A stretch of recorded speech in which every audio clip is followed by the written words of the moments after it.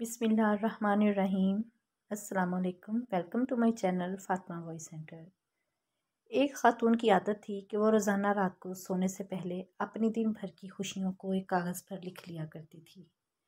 एक शब इसने लिखा कि मैं खुश हूँ कि मेरा शोहर तमाम रात ज़ोरदार खर्राटे लेता है क्योंकि वो ज़िंदा है और मेरे पास है ना, ये अल्लाह का शुक्र है।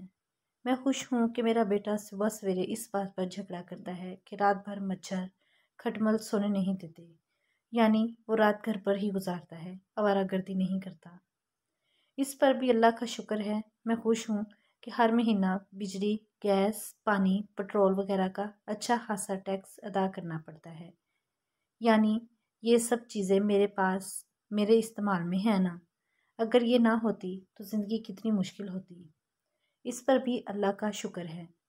मैं खुश हूँ कि दिन ख़त्म होने तक मेरा थकन से बुरा हाल हो जाता है, यानी मेरे अंदर दिन भर सख्त काम करने की ताकत है ना, और ये ताकत और हिम्मत सिर्फ अल्लाह ही के फजल से है। मैं खुश हूँ कि रोज़ाना अपने घर का झाड़ू पोंछा करना पड़ता है और दरवाजे खिड़कियाँ साफ़ करना पड़ती हैं। शुक्र है मेरे पास घर तो है ना, जिनके पास नहीं इनका क्या हाल होता होगा। इस पर अल्लाह का शुक्र है।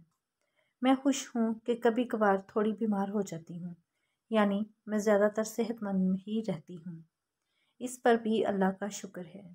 मैं खुश हूँ कि हर साल ईद पर तोहफे और ईदी देने में पर्स खाली हो जाता है, यानी मेरे पास चाहने वाले मेरे अजीज़ रिश्तेदार, दोस्त अहबाब हैं जिन्हें तोहफ़ा दे सकूँ।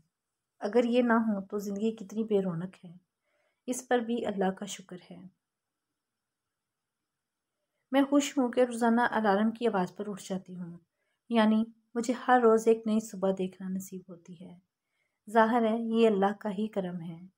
जीने की इस अनमोल फार्मूले पर अमल करते हुए अपनी भी और अपने से वाबस्ता लोगों की ज़िंदगी पुरसुकून बनानी चाहिए।